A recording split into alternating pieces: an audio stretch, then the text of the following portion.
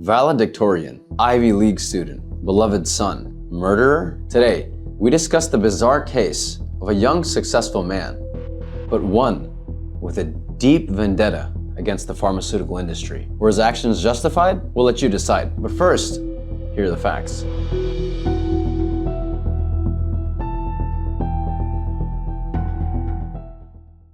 The bustling streets of Manhattan were just beginning to stir on the crisp morning of December 4th, 2024.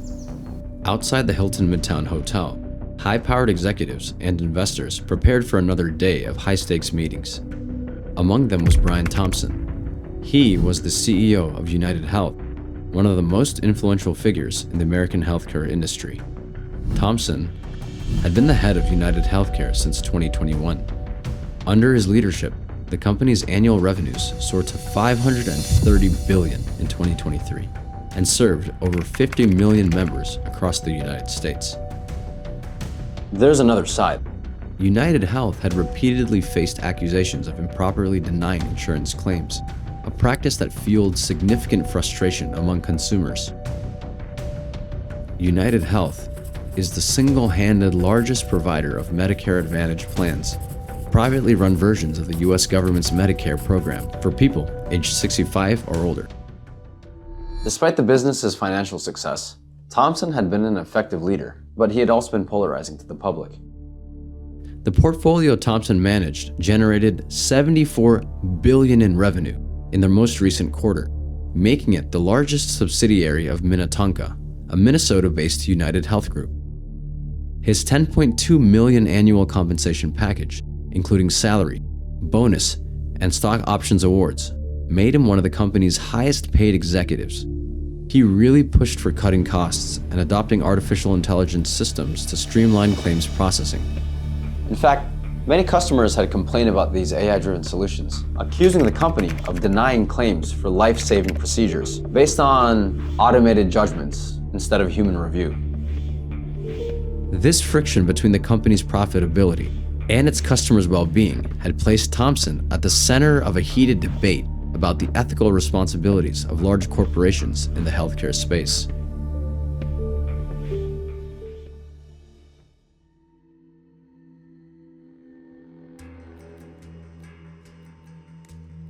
At approximately 9:30 a.m., Thompson stepped out of the hotel's glass doors, dressed in his tailored suit, his mind focused on the pivotal discussions ahead.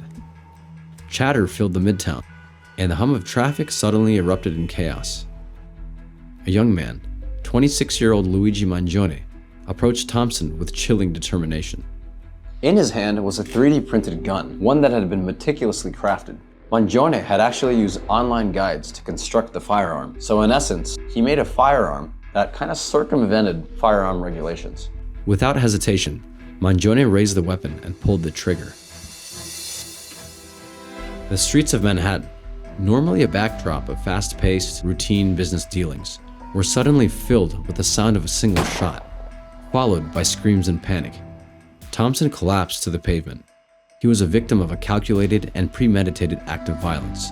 His suit was stained with blood. The streets came to a halt. Pedestrians that saw the scene immediately called 911 as they scrambled to assist him. But it was too late. Brian Thompson, the once powerful CEO, had been pronounced dead at the scene.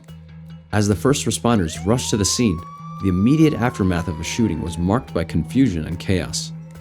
The Midtown area, which was typically filled with business professionals and tourists, was now a crime scene. Police barricades quickly went up. The already congested streets ground to a halt. The frantic calls to law enforcement began to pour in as eyewitnesses recounted the scene. A young man, seemingly unremarkable in appearance, had approached the CEO, raised his gun, and shot him in broad daylight. Surveillance footage from nearby cameras would soon capture the chilling moment of the shooting. The footage showed Thompson walking out of the hotel, smiling, perhaps unaware of the danger closing in on him. As the police began processing the scene, it became clear that this was no ordinary assassination.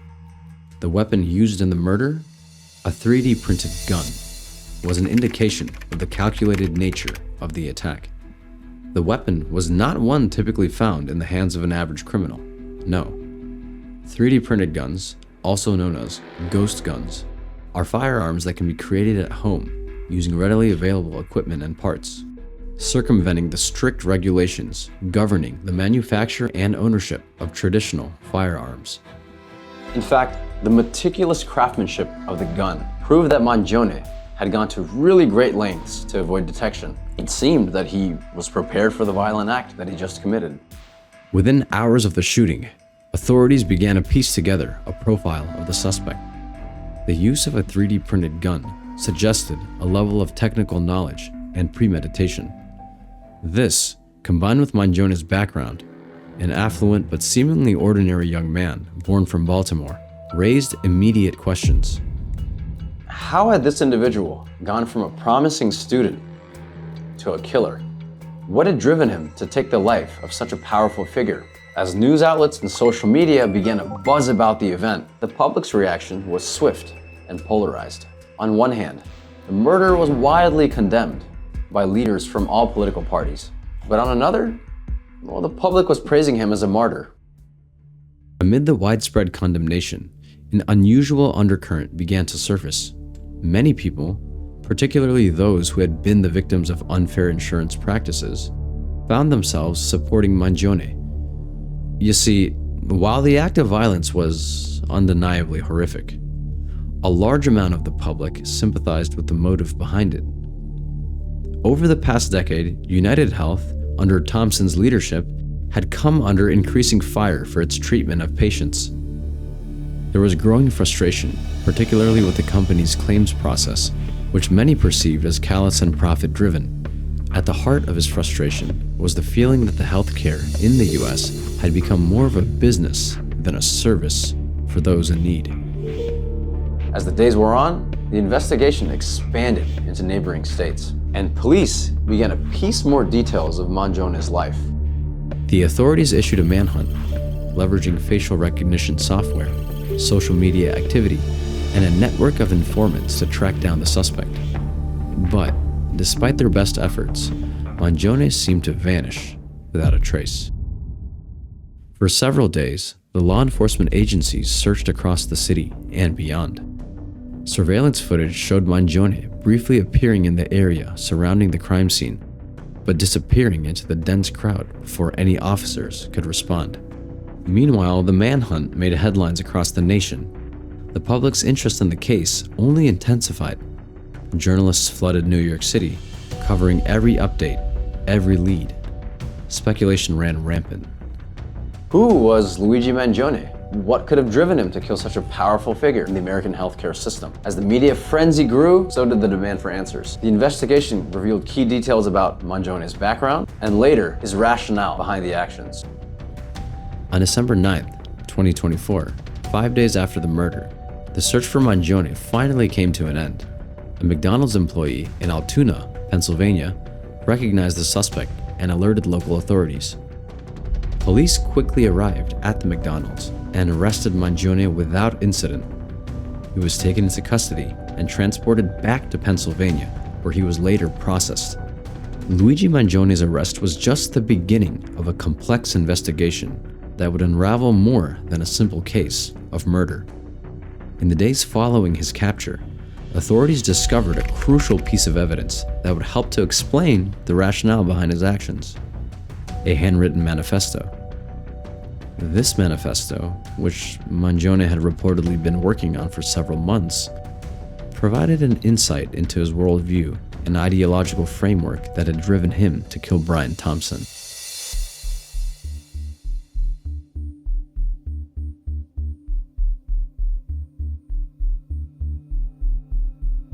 Mangione described his act of violence as a necessary response to the rampant corporate greed and inefficiency that he believed defined the healthcare industry. Mangione claimed that companies like Unitedhealth had grown so powerful that they had lost sight of their primary purpose, to serve the needs of the patient. Instead, these companies were very focused on just one thing: profits. And this was often at the expense of those who needed their services. At the heart of Mangione's manifesto was a harsh critique of health insurance companies. He accused them of engaging in what he saw as a system of denial, and deposition. practices that he claimed were designed to protect the company's financial interests while denying patients the care that they so desperately needed. The phrase had been something that Mangione had engraved on the ammunition prior to the shooting found at the scene. Mangione argued that healthcare companies had built a system that thrived on the suffering of its patients, denying legitimate claims and delaying payouts to those who needed it. It so happens that a similar phrase is actually seen elsewhere: delay, deny, defend. Why insurance companies don't pay claims and what you can do about it, by J. M. Feynman, which explores the practices of health insurance companies in the United States, particularly their strategies of denying claims, delaying payments, and denying care to policyholders. The book examines the ways in which insurance companies often prioritize profits over patient care, scrutinizing how these businesses use legal and bureaucratic tactics to avoid paying out claims or providing adequate care. It outlines how consumers, particularly those with serious illnesses, face systematic obstacles when attempting to access necessary medical treatments, despite having insurance coverage. In essence, Deny, Delay, Depose critiques the practices of the health insurance industry and calls for greater accountability and systematic change to improve healthcare outcomes and patient access care in the United States. The undeniable connection between Mangione and this book illustrates a motive that extends far beyond anger. Mangione's rhetoric had also mirrored that of other anti-establishment figures, including the infamous Unabomber, Ted Kaczynski. In fact, Mangione had expressed admiration for Kaczynski. In several online posts, Mangione referred to Ted as a political revolutionary who had exposed the darker side of modern society. He even gave the book a 4-star review. This connection was not lost on investigators, who immediately began to examine Mangione's digital footprint in greater detail. His social media accounts, blogs, and forum posts painted a picture of a man increasingly radicalized by his experiences with the healthcare system and his growing sense of disillusionment with the world around him.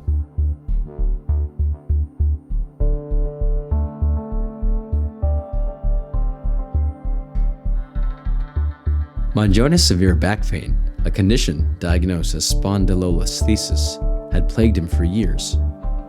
This was a condition in which one vertebrae slips over the one below it, leading to significant pain, instability, and nerve damage. Mangione's personal struggle with this condition had shaped much of his worldview. Mangione was reportedly not using any medication to manage his back pain. However, he had participated in discussions on Reddit threads related to spondylolisthesis and shared his thoughts on Goodreads about reading books focused on back pain. While living in Honolulu the year before the shooting, Mangione confided in a friend that he needed back surgery. In the summer of 2023, the friend reached out via text to inquire about how the surgery had gone. Mangione responded by sending X-ray images of his spine. After that exchange, the friend lost contact with Mangione. Now, I'm sure you guys can all agree, murder is terrible, but let's step inside Mangione's shoes for just a minute. Imagine Mangione's side. His constant pain had surely driven him to commit such a heinous act. It became clear that Mangione had not simply acted out of personal anger or frustration. His actions, according to the Manifesto, were part of a broader ideological crusade against a system that he saw as fundamentally unjust.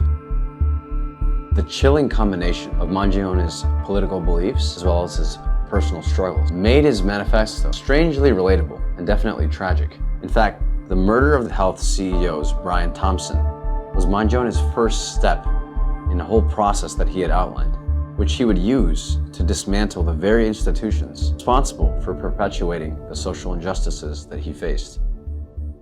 In the days following his arrest, the manifesto became a focal point of public debate. Experts in psychology, politics, and healthcare were asked to weigh in on the motivations behind Mangione's actions. Some saw him as a tragic figure, a man who had been failed by the healthcare system and who had turned his frustrations into a violent crusade. Others viewed him as a dangerous extremist whose actions had been fueled by delusional thinking and a distorted sense of justice. One thing was certain, Mangione's action has outlined a deep flaw within the US healthcare system.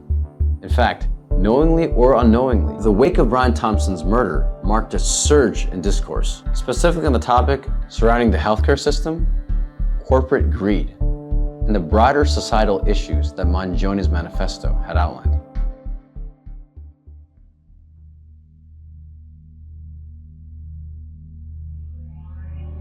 For many, Mangione's violent act is an extreme manifestation of the frustrations that have been building for years as Americans face rising healthcare costs, insurance claim denials, and a system that often seemed more concerned with profits than with people. While the details of Mangione's arrest, manifesto, and motives captured headlines, they also brought to the surface mounting discontent with healthcare providers and insurance companies, especially Unitedhealth, which has become a focal point in the national conversation. For some, Mangione's radical stance against the US healthcare system was just an echo of the sentiments already felt by the broader American public. As healthcare premiums, out-of-pocket costs began to skyrocket, Mangione's words seemed to echo in the hearts of the millions who had suffered at the hands of the United States healthcare system.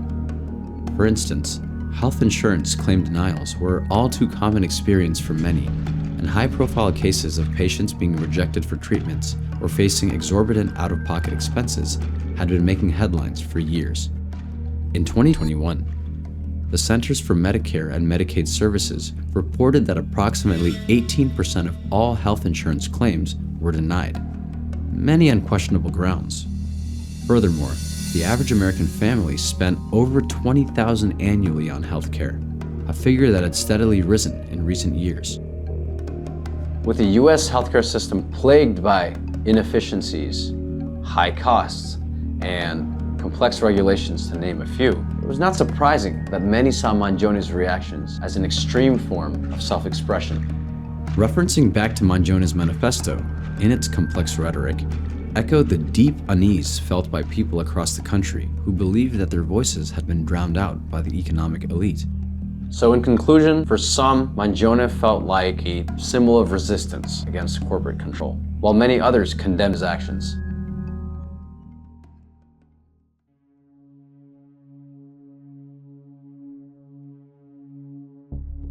Following Mangione's arrest, the legal proceedings surrounding the case are beginning to unfold.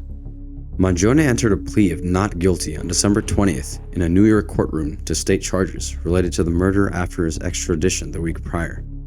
Mangione is facing 11 state charges in New York, 5 in Pennsylvania, and 4 federal, including first-degree murder in furtherance of terrorism. During the court proceedings, prosecutors assured the court that the state case would proceed before the federal trial. Mangione's attorney, Karen Friedman Agnifilo, requested expedited discovery, noting that the evidence in the case is extensive, including thousands of hours of surveillance footage. Agnifilo strongly criticizes the handling of the Mangione case, expressing concerns over his ability to receive a fair trial. She highlights conflicting theories in the state and federal indictments and accused the 2 jurisdictions of using Mangione as political fodder.